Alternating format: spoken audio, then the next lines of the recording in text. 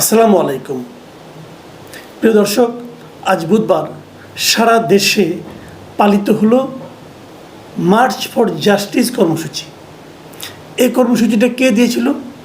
ছাত্ররা দিয়েছিল, শিক্ষকরা দিয়েছিলেন, তার সঙ্গে অভিভাবকরাও কিন্তু এর সঙ্গে জড়িয়ে পড়েছিল।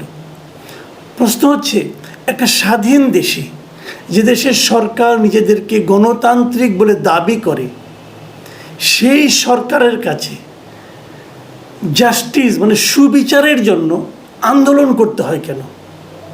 এটা কিন্তু একটা বেসিক প্রশ্ন, যে আন্দোলন কেন করতে, আন্দোলন করে কেন সুবিচারটা আদায় করতে হবে? কিন্তু আমাদের দেশের বাস্তবতা এখন সেরকমই দাঁড়িয়েছে, যে এই জন্য আন্দোলন করতে হয়। এবং সেই আন্দোলন কি? আমরা দেখেছি আগের দিন যে বিশ্ববিদ্যালয়ের ছাত্ররা চোখে এবং মুখে লাল কাপড় বেঁধে তারা আন্দোলন করেছে, মানে সুবিচার চেয়েছে। এবং আজকে কর্মসূচি দিয়েছে যে তারা এর জন্য মার্চ করবে, সব জায়গায় গণবিক্ষোভ দেখাবে। এই যে সুবিচারের দাবিটা, এটা কেন? কিসের সুবিচার তারা চায়? আপনাদের মনে আছে যে কোটা আন্দোলন নিয়ে, কোটা সংস্কার নিয়ে যে আন্দোলনটা ছাত্ররা করেছিল, সেটা সরকার প্রায় 23-24 দিনের মাথায় এসে মেনে নিলেও, মানার পর তারপরে কিন্তু সরকারের চেহারার মধ্যে আমরা রাতারাতি একটা পরিবর্তন দেখেছি। এবং সেই পরিবর্তনটা কি? যে এই আন্দোলনটা করতে যে যারা মারা গেছেন, সে বিষয়ে প্রায় 2 শতাধিক লোক মারা গেছেন। তাদের কেন মারা গেলেন এবং সে মৃত্যুর জন্য কারা দায়ী, তার কোনো বিচার না করে তারা আহাজারি শুরু করলেন যে কয়টা ভবন ভাঙলো, কয়টা ভবনে আগুন ধরানো হলো। হ্যাঁ, যে ভবনগুলিতে আগুন ধরানো হয়েছে সেগুলো অবশ্যই ক্ষতি হয়েছে, জাতীয় সম্পদের ক্ষতি হয়েছে, সেগুলো অবশ্যই বিচারের দাবি রাখে। কিন্তু তারা সেগুলো নিয়েই যেন মেতে উঠলেন। এবং এই মানুষগুলোর মৃত্যু যে অপ্রয়োজনীয় মৃত্যু ছিল, এটা তাদের আচরণে যেন বোঝা যেতে থাকলো। কেবল তাই নয়, তারপর শুরু হলো সারা দেশে গণগ্রেপ্তার। হাজার হাজার শিশু কিশোরকে গ্রেপ্তার করা হলো। মানুষের ঘরে ঘরে যে ব্লক রেড দিয়ে মানুষের ঘরে ঘরে যে ছাত্রদেরকে খুঁজে বের করা হলো এবং তাদের মোবাইল চেক করা হলো, এই যে কাজগুলো করা হলো, এর মাধ্যমে সরকার যেন প্রমাণ করতে শুরু করলো যে তারা আসলে এই হত্যাকাণ্ডগুলোর বিচার চায় না। তারা আসলে ওই ভবনগুলো যে পোড়া হয়েছে, সেই ভবনগুলো ভাঙচুর করা হয়েছে যেগুলো, সেগুলোকে ইস্যু করে সাধারণ মানুষকে দমাতে চায়, স্টুডেন্টদেরকে নির্যাতন করে তাদেরকে ভয় দেখাতে চায়। এই জিনিসটা কিন্তু ক্লিয়ার হয়ে গেল। এবং তারপর আমি দেখলাম এমন প্রশ্ন উঠলো, আমি অনেককে বলতে শুনেছি, আমাকে অনেকে মেসেজ লিখে, অনেকে ফোন করে আমাকে এই প্রশ্নগুলো করেছেন। সেই প্রশ্নগুলো আপনারাও শুনে রাখুন, আপনাদের মনে এই প্রশ্নগুলো উঠতে পারে। কিন্তু তাদের বক্তব্য হলো, এই যে এতগুলি হলো, সরকারের প্রধান যে আমরা যদি বলি যে ভবনগুলি ভাঙা হয়েছে কোনটা, সেতু ভবন, বিটিভি ভবন এবং মিরপুরের মেট্রো রেলের 2টো স্টেশন, এই 4টাই সবচেয়ে গুরুত্বপূর্ণ, যে নাকি সরকারি সম্পদের ক্ষতি, রাষ্ট্রীয় সম্পদের ক্ষতি হয়েছে। তো এই যে এত লোক মারা গেল, এইগুলো থামাতে যে কি পুলিশ এখানে কোনো গুলি করেছিল? তাদের বক্তব্য না, করেনি। কেন করলো না?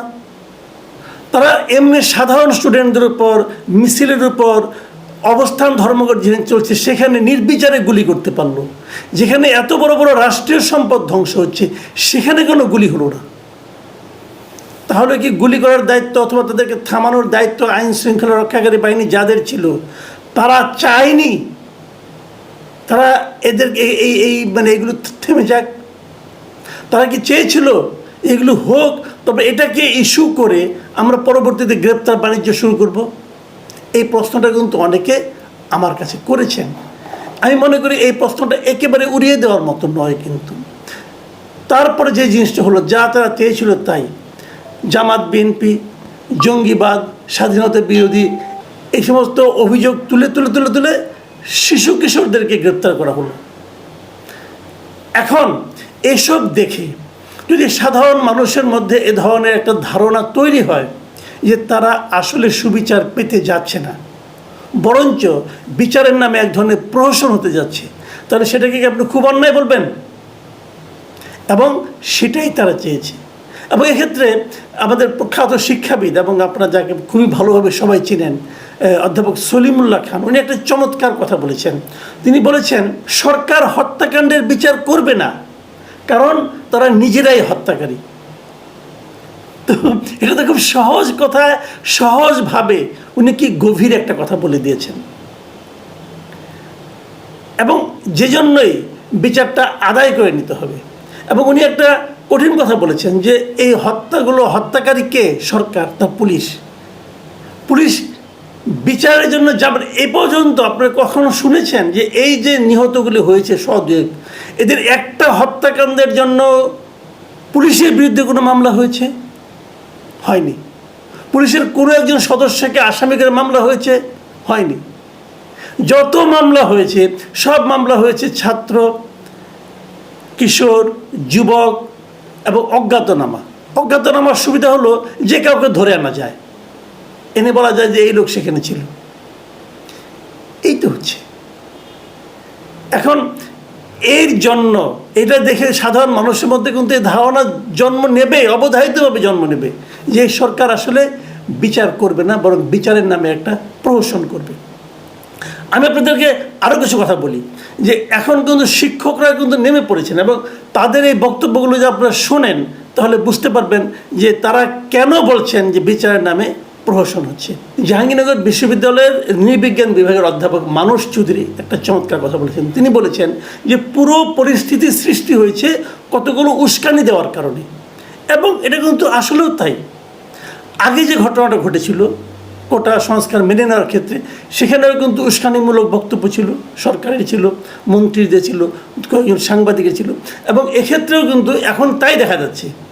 উস্কানিগুলি কী ধরনের দেখেন, আন্দোলন থেমে গেছে, তারপরে আবার 6 জন সমন্বয়কে ডিবি অফিসে নিয়ে নাটক করা, তাদের ভাত খাওয়ানো, এবং তাদেরকে যে সেখানে লিখিত বক্তব্য সেখানে বসেই প্রত্যাহার করা। আচ্ছা, এটা কি হয়? এটা কেউ বিশ্বাস করবে যে আন্দোলন তারা ঘোষণা করলো বিশ্ববিদ্যালয় ক্যাম্পাসে বসে, এবং সেটা প্রত্যাহার করলো ডিবি অফিসে বসে? যা হবার তাই হয়েছে, কেউ বিশ্বাস করেনি। এবং ওখান থেকে বেরিয়ে আসার পর অনেকেই বলেছে, এবং ছাত্ররা বলেছে যে অস্ত্রের মুখে তাদের কাছ থেকে লিখিত নেওয়া হয়েছে। এবং এই একই নাটক কিন্তু অন্য জায়গাও ডিবি অফিসে পুলিশরা করলো, যে তাদেরকে ধরে এনে মুচু লেখে দেওয়া হচ্ছে এবং বলতেছে তোমরা প্রত্যাহার করো। তো এই যে প্রক্রিয়াগুলো, এই প্রক্রিয়াগুলিকে মোটেই কিন্তু গণতান্ত্রিক বলা যাবে না। ভালো হতো কি, ভালো হতো যদি সরকার তাদের যে প্রজ্ঞাপন নতুনকে যেটা জারি করছে এটা ঘোষণা করার পর তারা যদি ছাত্রদেরকে নিয়ে বসতো এবং বলতো তোমরা এগুলি আমরা সব মেনে নিয়েছি, এবং প্রত্যেকটা হত্যাকাণ্ডের বিচার হবে এবং প্রত্যেকটা মামলা হতে পারত।